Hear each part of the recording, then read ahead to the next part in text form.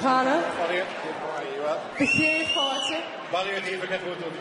Tá me haar cín, cechi bhfuil tú hain, agus cepi ceapas tú gon ócaid se nach. Tá sé go bra, mín tá brana go háling, agus is, mars gná in London is cúis misneach doing ihe mar seo. I mean, níl an gá céine I don community in London is bheith Beidir níos fuid a Harlar, ach sa bana mit tanavas, ach, tá sé just, agus blian mór bhigring idir seo, agus, the centres new go just the great Hammersmith agus mar sin, so tan colú de choc le chéile go maithe London fé láir.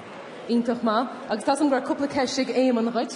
Eamon, how are you? Can I just say how well you're doing with the Irish? It is an education. An education. Vic Curry, my yoghurt. And what does, I see that you're fluent in the native tongue. What does it mean for you to be Irish? Oh, Jesus wept. I've got a minute to sum up being Irish. It is, in a weird way, being Irish is a weird thing, because we get bundled into the community here. We've become very normal in the UK, and in a way that is taken for granted that we'd be here, and we're kind of fitcha-foocha, we're mixed into the whole thing.